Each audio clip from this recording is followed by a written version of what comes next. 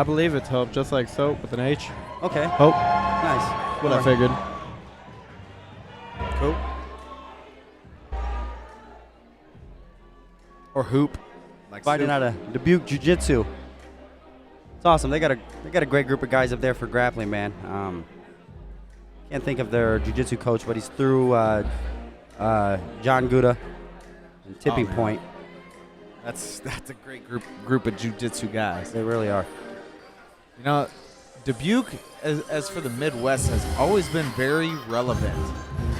You know, when you hear that somebody is from Dubuque, you know, back in the day it was the gym. Yeah. It was the big gym out there, and I don't know if they're still around, but I know there's a lot of guys out there that are still relevant, that are still knowledgeable in the sport. Yeah. That could, you know, be spreading their knowledge to all these younger guys. I think a lot of them, they went into the how do I say this? Like kickboxing. Some went that way. Some went to the jiu-jitsu side. Someone went to the strong side of that martial art. You know what I mean? Instead of just being in an MMA gym. So they went to the more structured. Exactly. Yep. And I'm excited to see it, man. That's something I think all of us can agree on when it comes to training and getting ready for a fight, or even just a mental game when you're not fighting outside of it. Having a good structured team. After a fighter backed out at Mike's show in May, got to fill in. For me, the best thing that I seen, it wasn't his skill set. He had great flow, but it was his recovery from a big overhand right in round 2. Randy McPhee put him down, and he recovered. Went in on a single after it, went down and recovered, and still worked his way back. So for me, as a veteran fighter, to see a young fighter respond from that adversity was pretty great for me, and it got me excited. So I'm excited to see how he, especially being that this guy's from Dubuque Jiu-Jitsu, to see what Kenny and Mike Hauser and those guys over there have him ready for, you know? Yeah, I love both of those guys, man. They've been around the MMA scene in the Quad Cities for longer than I have, much longer than I have. Yeah. And sometimes I have to check myself on how much I talk about what I'm doing, you know, because I have to remember that some of these older guys have put in so much more work that have even allowed me to do anything that I'm doing now. You know what I mean? Like, it's because of them that I'm able to do that. So big shout out to those guys. You know what? And on that note, guys, thank you both for laying the groundwork for me. Hey. And for all us QC fighters out here trying to make a name for ourselves. Ladies and gentlemen, our next bout of the evening is scheduled for three-minute rounds in the Cajun Aggression Bantamweight division. Introducing first, fighting out of the red corner. He stands 5 feet 6 inches tall and weighed in at 135 pounds. He trains at Dubuque Jiu-Jitsu. Joining us from Dubuque, Iowa, Austin Houp. And his opponent, fighting out of the blue corner. He stands 5 feet 8 inches tall and weighed in at 135 pounds. He trains at Nyquist's Roundhouse Martial Arts. Joining us from Aledo, Illinois, Kaedin Harmon.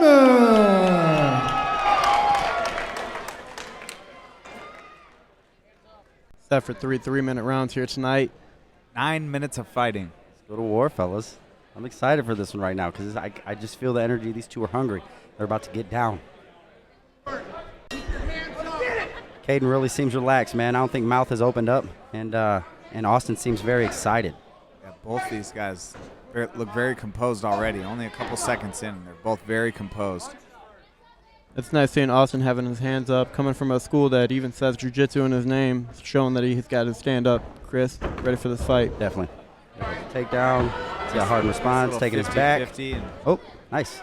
Got double unders to the body lock. Got the doubles, lock in, pull him out. There you go. Good.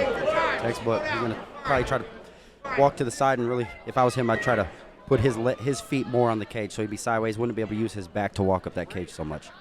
You know, he's staying really close to. He's staying glued to him, keep him close so that he doesn't have room to get his knee across his belly. I'm seeing Austin do that lockdown on that knee. Outside grapevine. Maybe it was keeping him from being able to stand up. Okay, here we go. Got to his feet. For a ride. Yep, got to his feet. He's still. If I get his hands right under those butt cheeks, and he'll be able to control those legs a little bit more. He's above the hips. Nice inside trick there. That was perfect. good, man. Yeah, coming from a kickboxing gym, that's some good wrestling he's know what I displaying mean? right there. Young kid, too. I'm liking Austin's overhook right there, keeping him from being able to posture up. I really like to see that guard open up, though. When that guard's closed like that, you know, as a fighter, it gives me the knowledge that, oh, you're not throwing anything up with your guard closed. Exactly. You're not posing any type of offense with the guard closed. At all. That body crush isn't going to work. Do a little mission control. Up. Working for the high guard right now. I'd like to see Harmon be careful. Yeah, like you said, he's going for that mission control position right here, but he's stacked so high, it's probably doing more damage than it is good. Yeah, Harden's got a great box. I'd like to see him get his arm back in there. Harmon looking very wrestler. Very nice. He really is, man. He's looking real. He's looking real. What's my man from? 5-star. God, I can't remember. Rory, thank you. Thank you. You took the name. You know what I was saying. He's really Rory McDonald-esque. You know? Yeah. Doing a good job locking him down, staying behind him, keeping his hips behind. I would like to see him pop out the back on that one. Very take nice. That, Ball and take chain. that left arm, dig that left arm out to the outside single. Harmon's tight, like you said earlier. Great job of mixing his strikes, too. He's going head, body, finding his elbows inside, too. And, you know, to a young fighter, to a lot of these guys don't utilize the elbows. So those are some great elbows. The body he's finding elbows, in there, yeah. I mean, So I was a little confused at first about the elbows, but I seen there to the body. So at first, one of them had looked like it might have been to the head. I was confused, like maybe because it's a casino, but I don't think Iowa Athletic Commission allows it. You know, been in a lot of fights. You know, you've been some of those casinos, some of those, you know, just those. What are they? Indian reservations Where you know, you don't do too. They allow you to throw elbows at that age, or at that level. Yeah, and Iowa does a good job about it, allowing elbows to the body. No elbows to the head, especially to young fighters, amateurs. We're talking about maybe messing up your day job. That's something that everybody's trying to go home with, but you know, you need to practice in the cage how to throw elbows. That way, once you go professional, you're aware of the situation, you're aware that there is a target there, and you are a target there too. You're right. It's weird to adapt to that. You know, going from amateurs where there's no elbows to the pros where you can throw elbows. Oh, man. Or like in some states, you know, you go to Pennsylvania, and if you have less than 3 amateur fights, you got to fight with shin guards on. No kidding. Yep. Let's see how they're going to make adjustments here. Good body kick. There used to be a show back in the early 2000s called Madtown Throwdown, and it was like Pride Rules on steroids. You could do whatever you wanted. Flying double head stomps. Beautiful. Takedown. Single leg.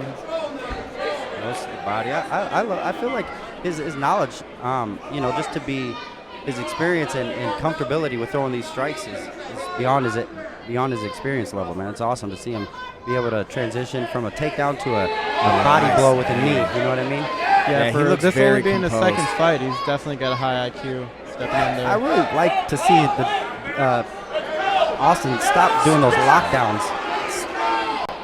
It's He's limiting him stretching his movement sometimes. Yeah, it definitely is. Flatten him out here. Got the double underhooks. He's looking to stretch him out and finish him. Yeah. He's just all over him. When your head's pinned to the ground like that and you're taking shots right on top, your brain's got nowhere to go. That's all just absorbed into the head. Oh yeah. He's got to be careful with the punches, especially when he's got that half Nelson. He's driving his head to the opposite side, so you know he's pulling that ear away from his punches, which can be dangerous. He's got to be careful with that. But these are all legal. Yeah, and unless he can, This is going to be over. He's got to call this. It's about to be over here.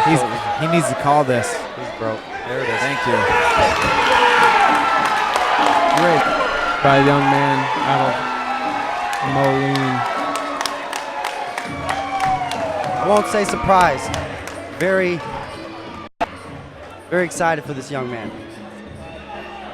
We kind of figured this was going to be a fight that ended up going to the ground, you know, and kind of went the way you roll the dice there. Yeah. I mean, he was able to put the pressure on with the stand-up, and Austin had to start shooting. Shots got sloppy, and I'd say Kaedin really did well with his takedowns, those outside trips, that last single leg that he dropped on. That was fantastic because he got skill. Did well. Definitely look forward to seeing him grow inside of the cage aggression. So wait, he's 2-0. 2-0. Both second-round finishes. That's a hell of a fighter for a 2-0 amateur. Yes. I believe he's 18. Impressive. Good job, Kaedin. Freshly 18. Still in high school, if I'm not mistaken. Hey, I was fighting in high school. Too, but that was in high school. No, I had my first cage fight against Levi Kilroy, who we'll see fight tomorrow night. I remember that was a kickboxing bout. Yeah. At American Legion. Yeah, I was 15. Ladies and gentlemen, your referee, Goes Ben Jay. Wilson, has called a stop to this contest at 1 minute, 45 seconds into round 2, declaring your winner by TKO, Kaedin Harmon. So Harmon takes Houp for a ride in that fight there. Harmon, Looked great. second appearance in the caged aggression cage, second big win, man. How you feeling after coming out on top tonight? I feel great, you know. Shout out to all my teammates making me work hard. Phil Aaron's sitting right next here. You know, I can hear him talking. I heard him say, you know, he doesn't want to be here. You know, I feel like my wrestling's really good. My control's really good, especially when I get with the back. You know, credit to my teammates, always pushing me, making me work hard. I roll with a lot of bigger guys, so when I go with somebody my size, it's pretty easy to control them. So. Well, I'll tell you, like I said before, every time you've stepped in this cage so far, you put on some very impressive performances. Anything that I might have left out, anyone you want to thank or mention before I let you get back to the locker room? Shout out to my sponsor, Davis House of Glass. You know, I've had previous injuries, so they always keep me on top of my game. And my coaches, Kenny and Nyquist and Mike Huser, always pushing me hard, and all my teammates. You know, no breaks in the room, so always getting after it. So. Yes, sir. Well, again, I wanted to thank you for the wonderful performance tonight. We definitely look forward to seeing you the next time in the cage. Ladies and gentlemen, let's hear it one more time for your winner tonight, Kaedin Harmon. Kaedin Harmon. We'll see you in November.